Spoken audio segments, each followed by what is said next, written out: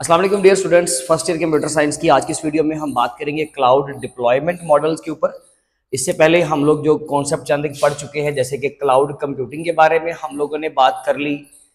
ठीक है जी, कोई भी जो कंप्यूटिंग सर्विस है over the internet that is called as cloud computing, उसमें स्टोरेज आपको मिल जाए, आपको वर्चुअल सर्वर्स मिल जाएं अपनी चीज़ों को चलाने के लिए, वेबसाइट्स को होस्ट करने के लिए, सॉफ्टवेयर्स को चलाने के लिए, या उनकी फाइल्स को जस्ट स्टोर करवाने के लिए स्टोरेज मिल जाए, तो वो भी एक कंप्यूटिंग सर्विस है आपके लिए। ओवर द इंटरनेट है तो क्लाउड कंप्यूटिंग कहलाएगी। और भी बहुत सारी चीज़ें हमने क्लाउड कंप्यूटिंग में पढ़ी। एंड देन हम लोगों ने पढ़े उसके जो 3 डिफरेंट टाइप्स थी हमारे पास सर्विसेज की, जिसमें हम लोगों ने IaaS, infrastructure as a service, PaaS, platform as a service और software as a service SaaS. ये 3 कॉन्सेप्ट हम लोगों ने पढ़े कि हमारी जो सर्विस होगी, जो क्लाउड कंप्यूटिंग की जो हमारी सर्विस होती है वो क्या सर्विस हो सकती है, उसका नेचर क्या होगा। यानी कि हम लोगों ने क्लाउड से क्या चीज़ ली है, वो कंप्यूटिंग सर्विस जो हम यूज़ कर रहे हैं वो स्टोरेज है, यानी कि इंफ्रास्ट्रक्चर से रिलेटेड है, या हम लोगों ने कोई बिल्ट इन एप्लीकेशन ली है डेवलप करने के लिए या डिप्लॉय करने के लिए सॉफ्टवेयर को, या हमने खुद सॉफ्टवेयर ही ले लिया। तो हर एक तरह की अलग अलग टाइप्स थी। ठीक हो गया। अब हमारे पास जो भी सर्विस है, अब हम लोगों ने उसको डिप्लॉय करना है, किसी भी कैटेगरी में आती है। जब हम लोगों ने वो जो भी सर्विस हम क्लाउड की यूज कर रहे हैं, अब हमने उसको इस्तेमाल करना है, प्रैक्टिकली इंप्लीमेंट करना है और डिप्लॉय करना है। डिप्लॉय का मतलब ये है कि जब वो हमें अवेलेबल होगी और हम उसको इस्तेमाल करना शुरू कर देंगे, तो उस चीज के हवाले से हम लोगों ने डिस्कस करना है क्लाउड डिप्लॉयमेंट मॉडल। ठीक है जी। डिप्लॉय करना यानी कि किसी चीज को इंस्टॉल करना ताकि वो अब इस्तेमाल करने के काबिल हो जाए और शुरू हो जाए इस्तेमाल करना, अब उसको स्टार्ट कर देंगे। These models define how cloud services are made available and used. ये पहला पॉइंट है आपका। ठीक है जी, कि ये मॉडल जो है ये इस चीज को डिफाइन करते हैं कि जो क्लाउड सर्विसेज हैं वो सर्विसेज आर मेड अवेलेबल, यानी कि वो आपको अवेलेबल की गई है, एंड यूज्ड, और उसके इस्तेमाल के हवाले से। नंबर 2 पे each model offers different levels of control, security and flexibility. Her model, number 1 पे हमारे पास है पब्लिक क्लाउड मॉडल, नंबर 2 पे है हमारे पास प्राइवेट क्लाउड, फिर नंबर 3 पे है हाइब्रिड, एंड नंबर 4 पे है मल्टी क्लाउड।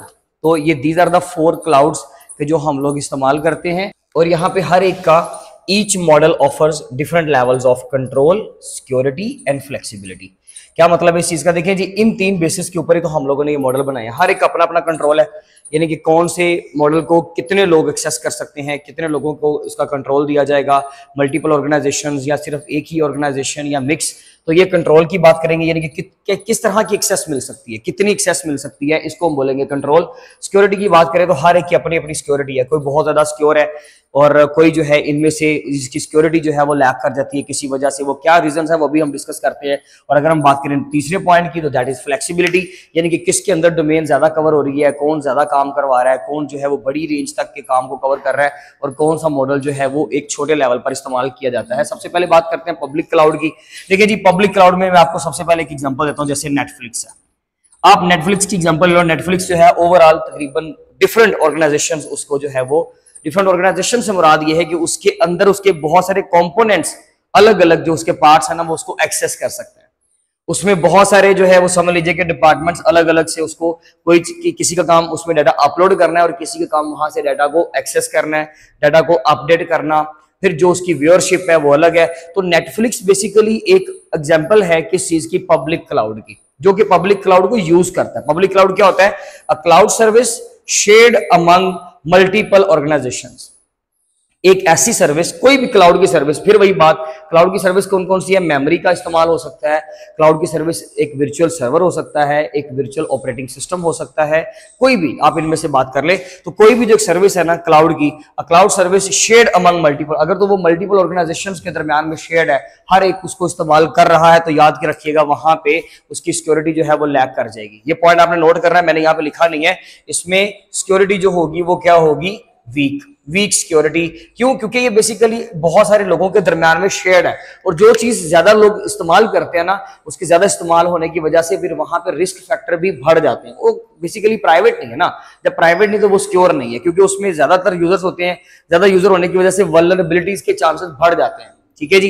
इसके अलावा इसकी फ्लेक्सिबिलिटी ज्यादा है, और इसमें लोगों का जो कंट्रोल है वो हर एक का डिवाइडेड है, यानी कि कंट्रोल बेसिकली आप समझ लीजिए कि जो है वो कम है। हाँ, आप ये कह सकते हैं कि जी जो पब्लिक क्लाउड होता है ना वो इतना ज्यादा एक्सपेंसिव नहीं होता, ये भी याद रखिएगा, ये इसका एक बेनिफिट का पॉइंट है। कुछ एडवांटेज के पॉइंट है, कुछ डिसएडवांटेज, जैसे कि वीक सिक्योरिटी डिसएडवांटेज में चला जाएगा, इसके अलावा फ्लेक्सिबिलिटी इसकी ज्यादा है, ये एडवांटेज का पॉइंट हो जाएगा। फिर हर एक को अपना अपना इंडिविजुअल कंट्रोल मिलेगा, तो ये भी एडवांटेज का पॉइंट हो जाएगा, राइट। तो इसमें आप AWS की एग्जांपल देते हैं कि AWS जो थर्ड पार्टी है या जो क्लाउड प्रोवाइडर है AWS, ये बेसिकली पब्लिक का भी कहीं ना पब्लिक क्लाउड की सर्विस प्रोवाइड करता है। ये प्राइवेट में भी काम करता है, लेकिन एक्चुअली ये जो असल में है ये किसके लिए काम आता है, पब्लिक क्लाउड के काम आता है इस सर्विस को। नंबर 2 की अगर हम बात करें तो प्राइवेट क्लाउड, अगर हम मॉडल को क्या करें जी, डिप्लॉय करें और वो प्राइवेट क्लाउड हो, तो उसका क्या मतलब है, it is used exclusively by one organisation. एक ऐसा मॉडल, एक ऐसा क्लाउड कि जिसको सिर्फ एक ऑर्गेनाइजेशन, एक ऐसी सर्विस जिसको एक ऑर्गेनाइजेशन अवेल कर रही है और उसी के पास सारी एक्सेस है, वो शेयर्ड नहीं है।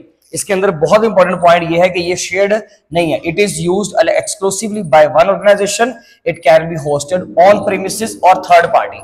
इसको आप होस्ट कर सकते हो, इस्तेमाल कर सकते हो ऑन प्रीमिसेस यानी कि उस ऑर्गेनाइजेशन के अंदर, और थर्ड पार्टी के थ्रू भी कर सकते हो, यानी कि कोई भी आपका सर्विस प्रोवाइडर जैसे कि AWS हो गया, माइक्रोसॉफ्ट एजोर हो गया, कोई भी इनमें से इस्तेमाल थर्ड पार्टी भी आपको करवा सकते हो, उसके ऊपर भी आप होस्ट कर सकते हो, उस सर्विस को आप वहां पर भी इस्तेमाल कर सकते हो। प्राइवेट क्लाउड में आप एग्जांपल देंगे, कोई भी एक बैंक की एग्जांपल ले लें, लार्ज बैंक, कोई भी आपका बैंक का नाम बता दें, या कोई भी आपकी एक ऐसी ऑर्गेनाइजेशन के जिसका अपना क्लाउड है, जिसका अपना सिस्टम है, जो सब जितने भी सर्विसेज ले रहे हैं वो उस कंपनी के अंदर से ही डील की जा रही हैं, या अगर कोई प्रोवाइडर भी प्रोवाइड कर रहा है तो सिर्फ उस कंपनी को उसकी एक्सेस है और कोई भी थर्ड पार्टी, कोई दूसरा सेकंड पर्सन जो है वो उसको इस्तेमाल नहीं कर रहा।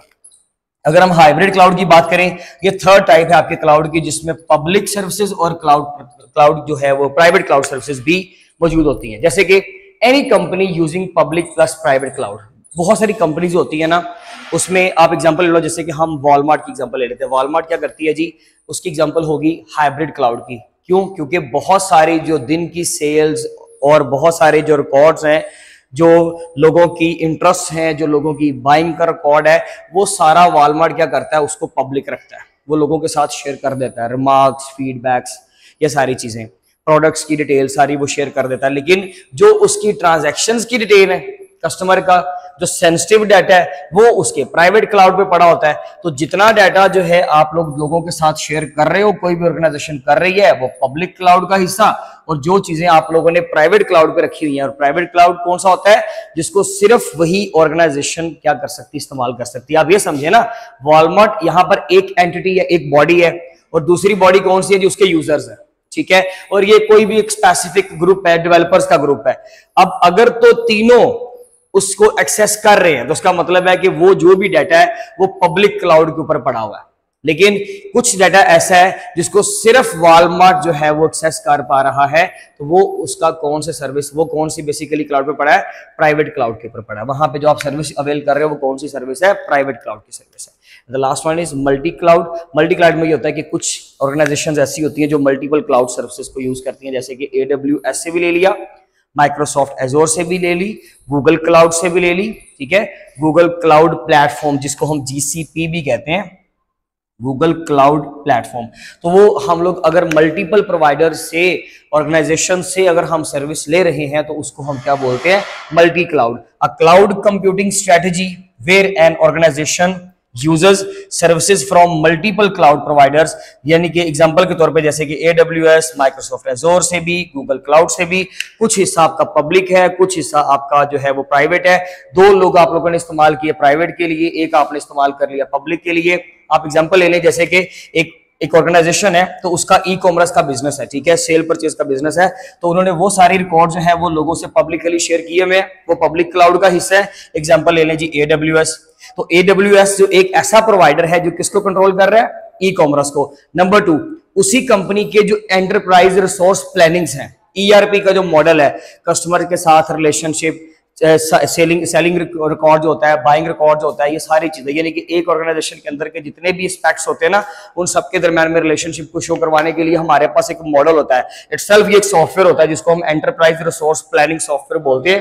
तो ERP जो है वो कौन कंट्रोल कर रहा है, उसका डाटा कौन कंट्रोल कर रहा है जी, माइक्रोसॉफ्ट एज्योर, जो कि लोगों के साथ शेयर करना नहीं बनता, तो ये हिस्सा क्या हो गया, प्राइवेट हो गया। और गूगल क्लाउड, इन्हीं में से किसी एक सर्विस को अवेल करने के लिए हम लोग क्या कर लेते हैं, साथ में गूगल क्लाउड को भी इस्तेमाल कर लेते हैं। ये बेसिकली आपका टॉपिक है। इसका थीम समझने की कोशिश कीजिएगा कि एक्चुअली हमारा मकसद क्या था। दोबारा से वीडियो सुन लीजिएगा, अगर कोई प्रॉब्लम हो स्टार्टिंग से तो इंशाल्लाह आपका क्लियर हो जाएगा कि एक्चुअली टॉपिक का मकसद क्या था। अलग से एक लॉन्ग क्वेश्चन कंसिडर होगा।